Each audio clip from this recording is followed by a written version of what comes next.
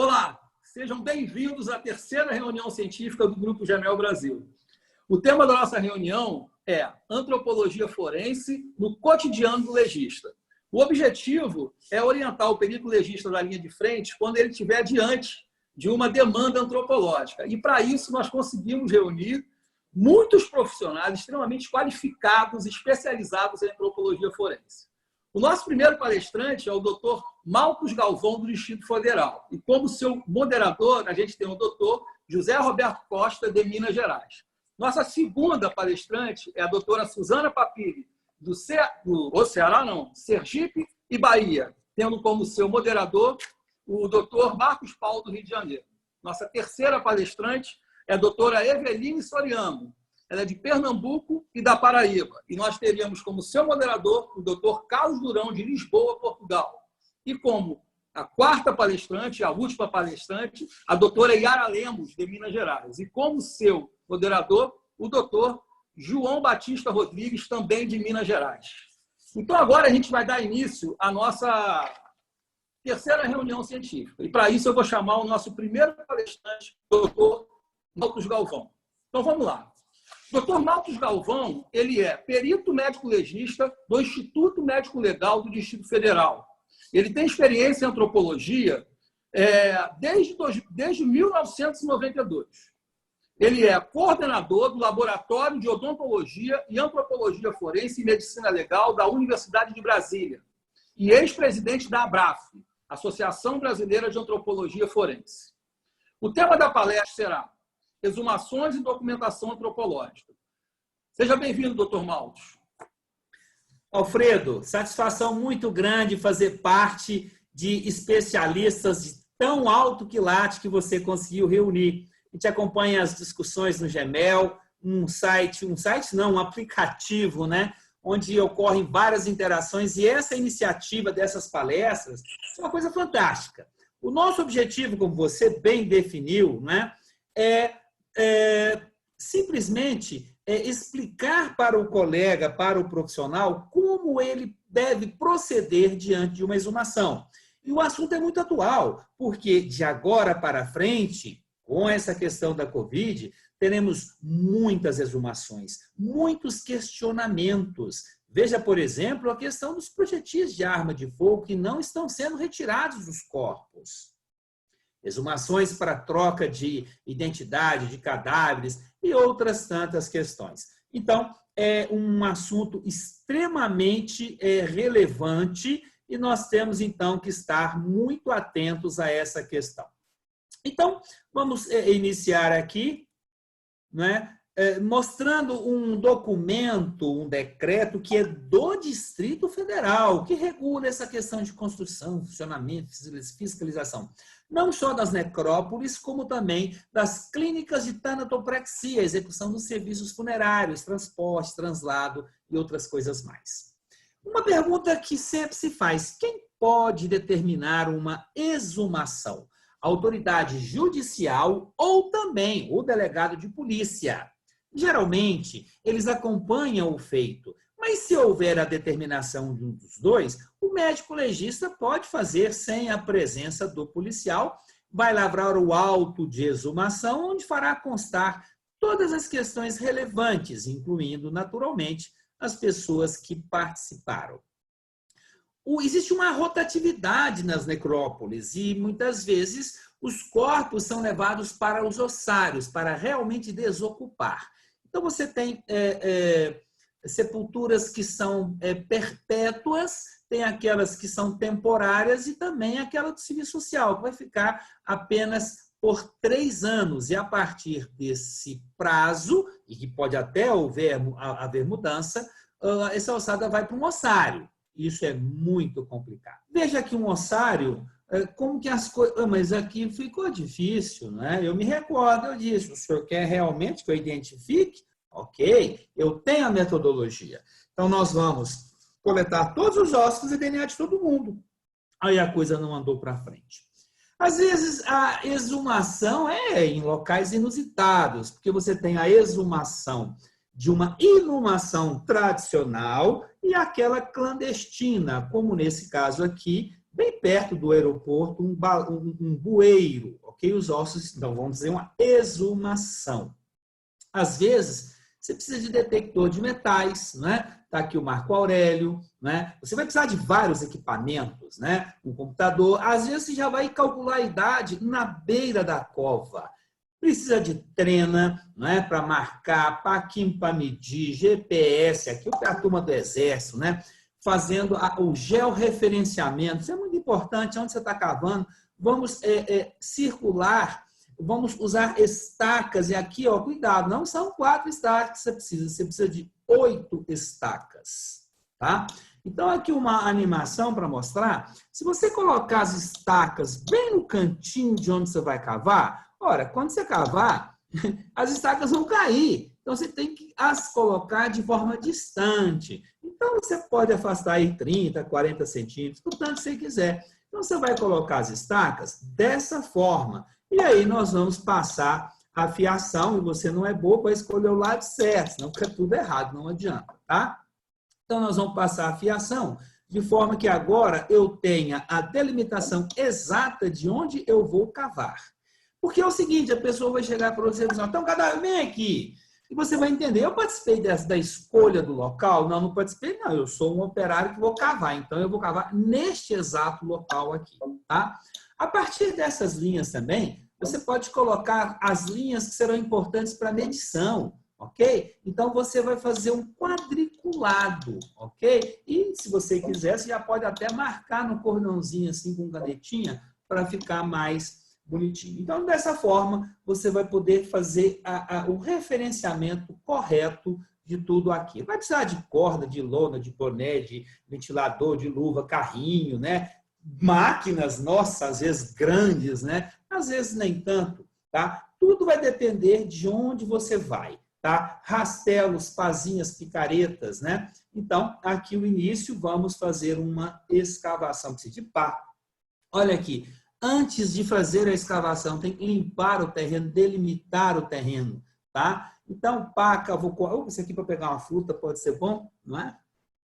Pazinhas mais variadas, instrumentos odontológicos numa caixinha, o balde é importantíssimo, tem que ter balde, tá? Saco, enxada, facão, gerador, luz, motosserra, né? Às vezes você vai precisar de uma motosserra, pincéis de diversas naturezas, vassoura para varrer, às vezes você até improvisa. E as peneiras, fundamental quem vai fazer uma exumação, ter peneira. Saber o tamanho certo da peneira que você vai usar, cada uma tem uma malha diferente, às vezes aqui uma tamização mecanizada, né, para grandes quantidades, e você sempre encontra coisas na peneira. A peneira é um aliado do antropologista. Escada, às vezes você mesmo faz a escada na beira do seu buraco, isso pode ser muito importante. Uma tenda para cobrir, às vezes um local para você poder deitar e trabalhar com algum conforto. Vamos ver um caso aqui, um caso de 93, e a ideia principal era o quê? Era troca de identidade. Então, é para conferir se é a pessoa mesmo. Ok. Então, nós temos que ter uma comunicação ao cemitério. Tá? O cemitério tem que saber, e já tem aí o número 794. A comunicação à família. A família tem que ser comunicada. E essa comunicação já está repetindo logo. 794. Por quê? Porque eu vou analisar o que está no lote 794, 220, setor C. A certidão de óbito, eu tenho que conferir toda a documentação. Muitas vezes, o cemitério não deixa você levar o livro, tá? Foi executado no Distrito Federal. A ficha, que é um documento do cemitério da necrópole. Então, como eu ia falando, o documento não deixa você tirar o livro, não, mas hoje é tranquilo, você faz uma fotografia, tá, desse registro. Então, confirmando mais uma vez o lote 794. Aqui, depois do sepultamento, é feito uma carimbada atrás dessa guia que vai dizer exatamente aonde foi, porque às vezes você planeja, mas no final você acaba não tendo sepultado naquele local. Esse aqui é o mapa diário de sepultamentos, tá? Então, também você tem que ir atrás dessa documentação. Cada local é de um jeito. E aqui, conferindo mais uma vez, 220C, e é uma J2. O que é uma cova J2? Muita atenção, porque você tem de uma, de duas ou de três.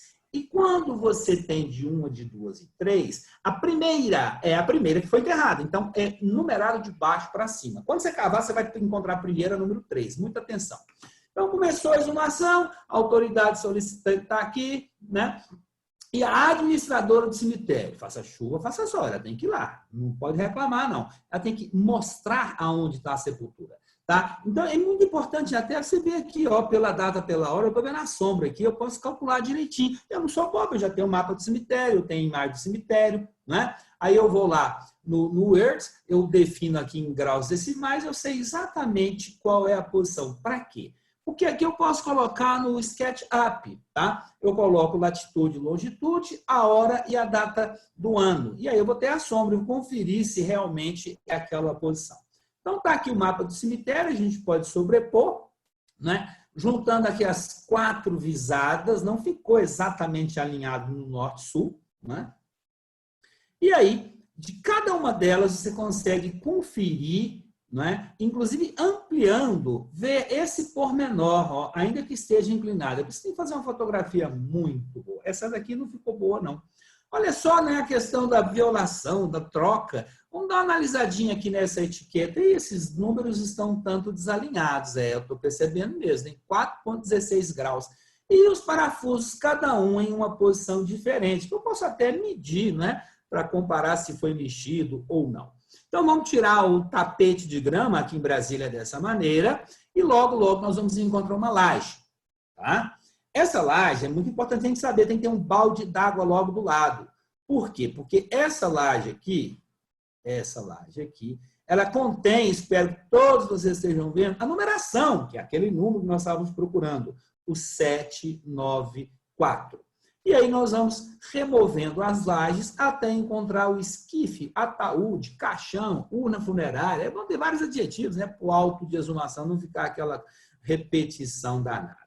E aí eu tenho o cadáver. Ótimo. Nesse caso aqui, eu já vou preparado e penso assim, se eu não levar para o IML é menos trabalho. Então, quem sabe eu já não consigo resolver no próprio local. Tirar não dava, tá? Porque está com muita água, o caixão está podre. Então, o exame vai ter que ser feito no local. Nós vamos ter que descer na sepultura e analisar a questão, me dá o odontograma. Eu tinha um odontograma para fazer o exame comparativo, ok? Atenção, que aqui são pontes fixas, né? Mas nós vamos observar nas ilustrações, na verdade, até implantes, ele fez depois, tá? Então, muito cuidado com a temporalidade da informação. A sua imagem ela tem que ser muito boa, para que você consiga ampliar, né? E perceber os pormenores. Então, qual é a resolução que eu vou usar na exumação? A máxima que você tiver da melhor máquina possível que tiver na sua frente, né?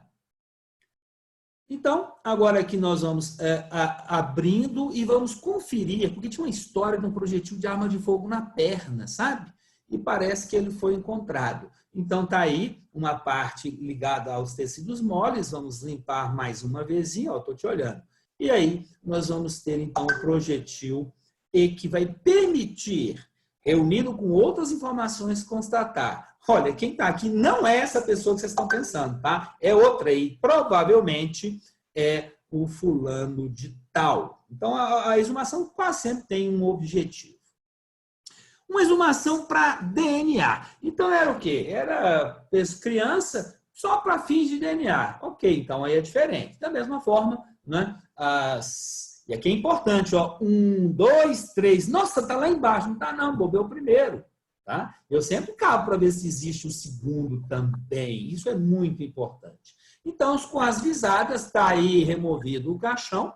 Os restos mortais, é muito importante você fotografar assim que abriu a meinha, o enfeitinho, a chuquinha, porque as famílias falam sobre isso. E o que eu vou levar são todos esses ossos longos e eu vou mensurá-los e fazer constar, né, no meu auto de exumação o que eu estou levando. Porque quem garante que esse osso é daquele local? Eu já exumei criança que depois não era sepultura. Tá? Um dia a gente mostra para vocês.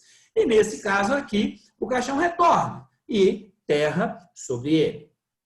Tá? Esse caso é interessante, uma exumação de uma inumação normal, regular, e a causa era pneumonia bilateral, só que a coisa não estava batendo, não. Estava batendo porque o histórico era completamente completamente diferente, né? Então, vamos fazer a exumação. Olha que interessante, você pode produzir uma documentação. Estamos aqui no cemitério de Brasilândia, realizando uma exumação no dia 18. Estamos conversando aqui com o esposo da falecida. Qual é o nome do senhor? Ou qual é a razão que levou o senhor a solicitar alguma providência? É porque o caso dela, no caso do acidente que ocorreu, o jeito que ficou a estrutura do carro e tudo mais, quando eu fui receber o laudo cadavérico dela, dizendo que ela tinha morrido por morte natural, pneumonia nos 2 pulmões, aí eu achei muito estranho, por desconhecer essa... Cara ou não menstruada? Sim, que ela usava esse paninho para poder não sujar. E no laudo? Tá com parra, dando... Ok. Então, levado o corpo ao IML, né? Nós não tínhamos tanto tempo, o corpo estava relativamente preservado, uma água sem pressão para fazer a limpeza, já constatamos algumas lesões, e o nosso foco passou a ser essa região aqui. Ora, pela alteração cromática. Então, vamos fazer o seguinte, vamos utilizar o hospital universitário, vamos levar e perceber uma fratura vertebral. Vamos dissecar, né? Remover a medula, já constatamos a coloração e a conclusão do histopatológico, hemorragia subdural difusa. Vamos para outro caso, né? É um aqui interessante, né? Para saber se o esqueleto está completo. A pessoa me perguntou assim, como é que eu faço o pedido? Eu falei, o que você quer? Eu quero saber se a ossada está completa. Então, pede um exame de completude óssea, não é? E estava completa, ok? Então, verificar como que estavam as coisas. Então, mais uma vez, e olha só, tem uma laje que está mais recente em relação ao restante. Sim, esse túmulo foi violado. E vamos analisar e ver a completude. E ele não tinha o que os ladrões de sepultura queriam, né? Ouro nos dentes. Estava completinho. Está aí o odontograma da ossada, bonitinho. A conclusão, então, olha, recentidade, uma das lajes, e o posicionamento anatômico do crânio. Né? A posição em que o crânio se encontrava não é aquela que você espera encontrar. Tá? Então, isso aqui foi mexido. Não vai, mexe, mas não assim. Olha aqui um caso interessante, né? Uma inumação clandestina. Uma pessoa tinha desaparecido há muito tempo, né? E tem até um médium que atuou nesse caso. É muito interessante esse caso. O comerciante desapareceu, né? E cavando uma vala, apareceu um crânio nesse local. Vamos ampliando, a gente sempre usa o Google Earth para mostrar. Opa, olha só, veja que plante e planta. Guarda isso aqui. Então, da forma que estava, ok? Então, vamos programar uma exumação. Olha a diferença de coloração desse local para o outro, ou seja, isso aqui foi escavado. Né? Aqui foi feito o buraco quando foi enterrado, que aí você revolve as camadas de terra. E aqui, fazendo uma escavação em pedestal, já aparecem os dentes, a turma toda, a equipe de antropologia. Né? É importante destacar aí a atuação do doutor Aloysio Trindade, doutor Ricardo César, doutor Elvis Adriano. Então, é uma equipe muito grande trabalhando. E aqui, a posição, né, em que o corpo se encontrava, a forma final, a tamização de tudo que sai, alguns ossos encontrados, a representação tridimensional e a camisa. Essa camisa é bacana. Por quê? Porque nós vamos encontrar o planta na camisa. Mais um elemento para identificar. Aqui, essa lesão, vamos dizer assim, nesse sapato, deve ter sido o dente da retroescavadeira, ok? E aí, vamos ver a numeração, etiqueta, roupas, fazer a análise completa, cintos remanescentes da fivela e uma coberta, né, que ele estava enrolado. E aí vamos analisar pormenorizadamente e imaginar que isso tenha sido recente, por ocasião dos dentes da retroescavadeira. Vamos ver um outro caso aqui. Esse caso é muito interessante, foi uma exumação que nós tivemos que fazer num local bastante distante, difícil acesso. E aí, o detalhe, claro, o tamizador seletivo progressivo dinâmico gravitacional, com opção hidráulica desativada. Observem que aqui nós vamos fazer a exumação chamada em bloco. Não vamos perder tempo com coisas minudentes aqui nesse local, nesse horário. Então, vamos levar dessa forma. Estão vendo as raízes? É compatível com 5 anos de inumação. né? Um estudo da dendrologia pode te aprofundar nesse sentido. Sepultura limpa, varrida, tudo venerado, a família, inclusive, ó, com a fotografia da pessoa, que vai ser muito importante. Chegando em ML, está aí o caso, nós vamos, então, observar animais, raízes, e aqui o torso do corpo. Olha que bacana, a posição do braço não é habitual, né, numa inumação. Uma correntinha nesse exato local, um projetil de arma de fogo, né? Não passou aqui não, isso aqui é fragilidade mesmo. E o outro aqui, ó, que bacana, na fossa ptérigo-maxilar. 2 projetis, aqui o crânio preparado, projetis 32, isso bate com o histórico, tá? Projetis 320 milésimos de polegada. O esqueleto todo preparado para análise e a identificação foi feita. Exumar, tem essa parte também, tem. Você vai ter que lavar as roupas para analisar, né, e trazer informações relevantes para o seu caso, etiquetas, tudo que você encontrar. A meia, o botão, o preservativo, né? Tudo, para chegar na identificação da pessoa. E, por fim, tem uma sentença, que esse é o objetivo do nosso trabalho. Vamos acompanhar essa exumação aqui. Tá? Ela é num local muito ruim, porque, aqui, ó, usando aqui o stepzinho para fazer aquela marcação, porque não tinha mais sepultura, era só uma localização. Então, já estamos chegando no fim. Já recebi a ligação aqui, falando, ó, faltam 2 minutos. Caramba, mas tem uma árvore bem no local. Tem. Para dificultar o nosso trabalho. Modo de repórter, essa aqui talvez pudesse cair, tivemos que amarrar. Esse caso é um caso muito belo que eu fiz com a doutora Luiz Trindade. Você vai ver que vai ter uma raiz que vai trabalhar bastante a gente aí. Né? Fazendo aqui, ó, um patamar para trabalhar, fazer uma abordagem lateral, alça de cação, pino, e aí, enfim, o esqueleto começa a ser encontrado. Só que aí tinha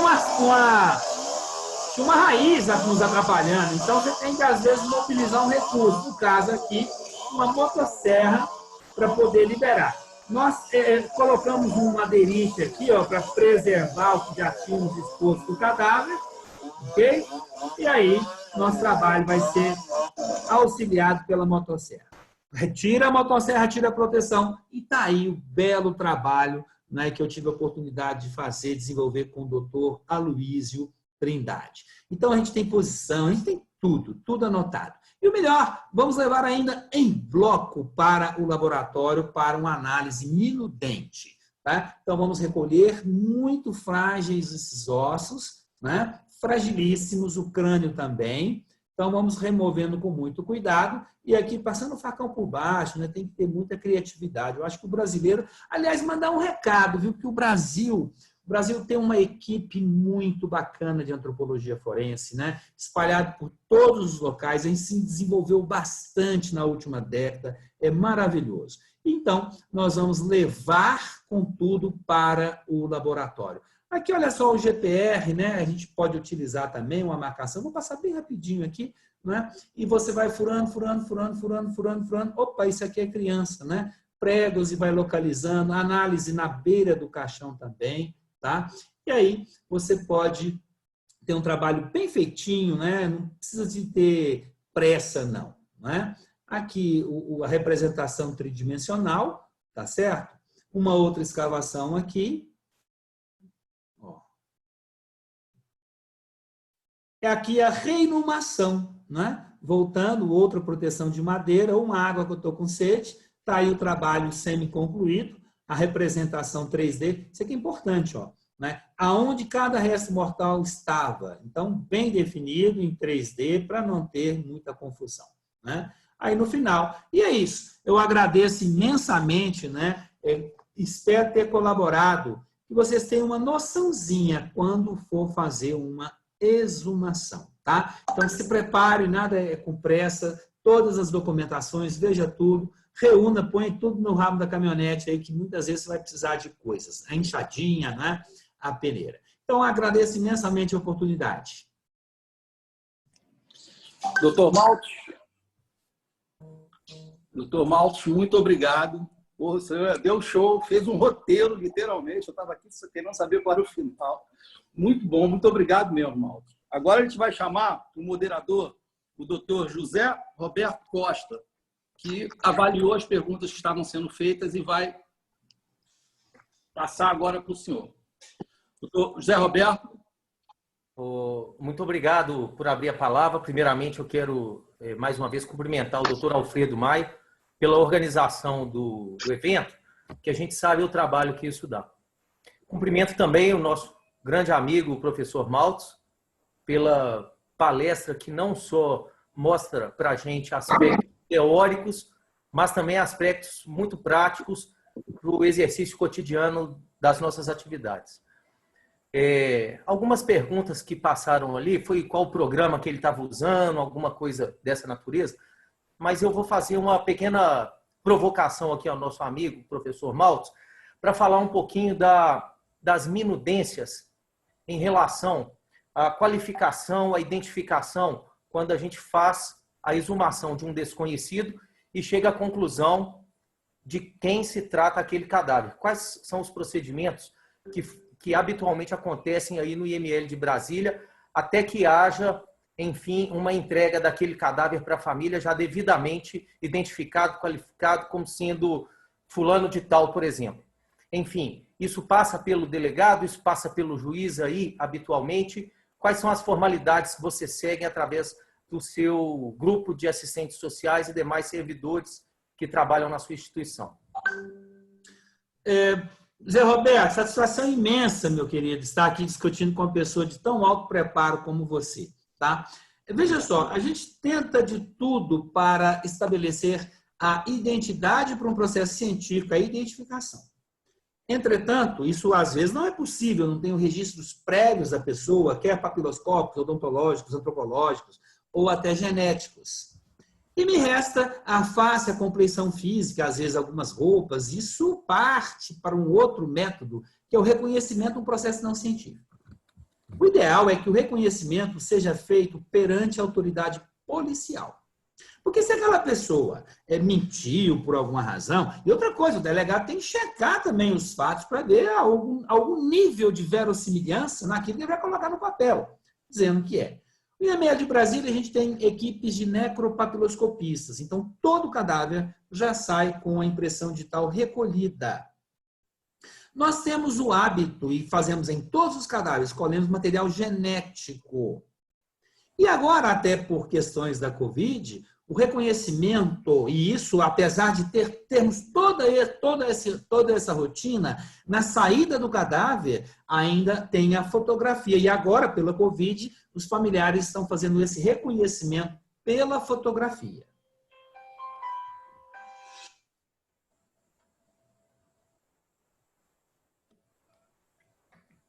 Ok, Zé Roberto? Ok, mas agora eu quero ser mais específico, então, numa pergunta. Sim. Se o procedimento de identificação não foi através de DNA, foi por impressão digital, exame odontológico, comparação de imagens, comparação radiológica, ele também tem que passar necessariamente a ser subscrito por uma autoridade policial para fazer a certidão de óbito definitiva? Não. A identificação científica, ela vai prescindir de assinatura de participação de delegado. Tá? Eu vou declarar, eu vou colocar o nome, tá? Se tiver alguma dúvida, vai ser perante a vara de registros públicos. Muitas vezes o juiz intervém, dá uma decisão, ele às vezes até manda enterrar como provável fulano de tal, que às vezes eu tenho condição de identificar. Eu passo a batata quente, tá? Mas não, o delegado vai entrar quando do reconhecimento. Imagine aí uma pessoa mentindo na porta do ML que fulano de tal, parente dele, estava embrumadinho. Lembra? Ainda bem que era na frente do delegado. Tá? Então, as informações de cunhos subjetivos, elas serão perante o delegado. Mas eu posso entrevistar a família, eu sempre faço isso. Excelente. Tem uma pergunta aqui, doutor Maltz, a respeito da sua exigência ou não da autoridade policial ao acompanhar formalmente a exumação. Olha, a lei prevê que quem determina é autoridade policial ou judiciária. Ela determina. Eu já fiz várias exumações sem autoridade judicial ou policial. Eu mesmo faço auto de exumação, ok? E incluo todo mundo que estava lá, o administrador do cemitério, tudo isso vai ter feito pública, normal, eu documento tudo, já fiz. Não é o habitual. O habitual é o solicitante, um promotor de justiça, o delegado de polícia acompanhar. Esse é o mais comum, tá? Mas não tem problema, você pode fazer enquanto médico legista. Faz o auto. É imprescindível a presença da autoridade. Sim, veja só, a motivação, a ordem tem que ser ou de um delegado de polícia ou de um juiz / promotor, ok? Eu não posso ter o impulso para fazer uma exumação, tá? Esse impulso é oficial, mas não precisa do juiz, não. Agora, ele pediu, eu vou lá e faço, eu não preciso de não. Já fiz várias sozinho. Certo. Tem um comentário aqui, doutor Maltos, dizendo a respeito de violação no túmulo. Talvez a pessoa que fez essa pergunta se referiu ao caso que você mostrou. Eu entendo, eu vou fazer um comentário e você faça o remendo, por favor. Eu entendo que se aquela sepultura que você foi fazer exumação, você perceba que ela esteja eventualmente violada ou você suspeita, faça constar isso no seu laudo de necrópsia e continue em seguida com a sua exumação, normalmente destacando todos os pontos que você encontrou. Você tem algum adendo para fazer? Não, o auto de exumação ele tem que ser o mais completo possível, visando o objetivo. Se eu estou diante de um caso de violação de sepultura, troca de sepultura, não sei o quê, a primeira coisa que eu chego é perceber sinais de movimentação das lápides, eu vejo capim, eu vejo raiz, eu vejo tudo, porque esses são indícios importantes. Nem sempre eu coloco tudo isso no auto, tá? O auto é só para falar, cheguei, cavei, estava falando tal, papapá. Esses meandros, isso vai no laudo. E é preciso que o laudo tenha um capítulo específico para dizer, olha, qual era a apresentação da sepultura? Enfim, tinha sinais de ter sido mexida recentemente? Essa pergunta tem que ser respondida. Aqui em Brasília, a gente já teve de tudo. A gente vai no cemitério, cava, tira para fazer macumba, deixa na beira do cemitério, aí vem para o IML. Aí estudante não quer mais crânio e joga no latão do lixo, vem para o IML. Então, a gente recebe de tudo aqui. Muito bem. O nosso amigo Diógenes está fazendo uma pergunta aqui, se vocês têm atendido às requisições para outras exumações para fins de interesse civil, como, por exemplo, paternidade, DNA, dentre outras. Veja só, o IML não atende esse tipo de questão. Mas exumações para DNA, nós fazemos. Quando é DNA de interesse do nosso laboratório. Tá? Então, a gente tem um laboratório de DNA excelente. Então, o laboratório de DNA precisa. No começo, nós fazíamos a exumação. Hoje, o que acontece? O laboratório tem excelentes peritos médicos legistas, eles fazem. E o IML presta apenas o serviço, tá? Ou seja, técnico de necrópsia, rabecão. Mas os médicos que estão acompanhando as exumações para fins de DNA, que o nosso laboratório faz, criminal geralmente, quem faz é o médico que está lá no laboratório de DNA. A gente já fez muitas, hoje em dia não mais. Porque ele nem passa na cadeia de custódia pela gente, entendeu? O próprio perito médico legista que está no DNA acompanha, já pega, já faz o auto, já traz para casa e roda o exame. Permite uma parte? Alguém está fazendo uma pergunta aqui, Maltos, a respeito de, se eu estou entendendo bem, qual a recomendação que se faz em relação à EPI durante a exumação? Zé Roberto, nós vamos ter que aprender muita coisa. Porque agora é o outro mundo, né? Então tem o mundo antes e o mundo depois. Para o mundo depois, a gente fica se perguntando, quanto tempo eu teria, né, de duração?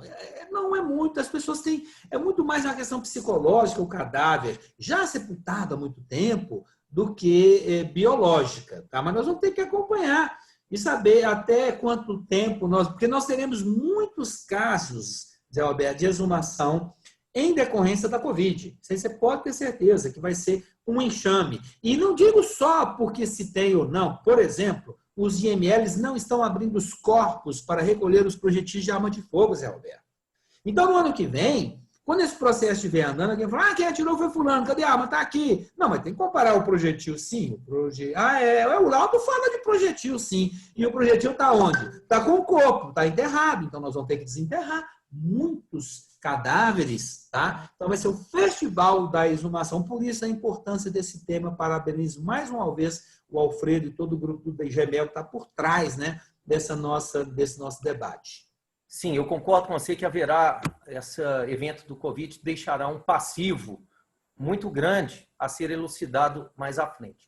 Eu só reforço que realmente há que se ter cuidados com vários tipos de micro-organismos, bacilos, esporos, que na forma inerte são encontrados às vezes meses ou mesmo anos depois. Já isso amplamente descrito na literatura. Então a gente realmente precisa de tomar esses cuidados. Doutor Alfredo Maio aparece em tela agora. Eu acredito que o nosso tempo está se esgotando. Eu gostaria de cumprimentar mais uma vez o meu amigo Maltos, parabenizá-lo pela excelente exposição e agradecer a todos que fizeram a participação. Cumprimento também de maneira irrevogável o nosso amigo Maio pelo trabalho dele na organização. Parabéns, doutor Maio, parabéns, doutor Maltos. Obrigado pelo convite. Muito obrigado, Zé Roberto. Muito obrigado, Maltos. Então, agradeço a todos, agradeço a paciência e uma boa noite para todos. E o Grupo GEMEL, ele agradece, tá, aos palestrantes, doutor Maltos Galvão, doutora Suzana Papilli Maciel, doutora Eveline Soriano e doutora Yara Lemos. Aos moderadores, doutor José Roberto Costa, doutor Marcos Paulo Salles Machado, doutor João Batista Rodrigues Júnior e ao doutor Carlos Durão. A participação, eu botei aqui, mas ele infelizmente não pôde ver, que foi do doutor Aloysio Trindade Filho, eu já tinha colocado, mas ele não deu para vir. E a equipe de produção, Marcelo Guimarães e doutor Antônio Nunes. Também ao doutor Fábio Tironi, que foi essencial para a composição do time de profissionais, ao nosso anfitrião e a todos que participaram da nossa terceira reunião científica GEMEL. Muito obrigado, gente.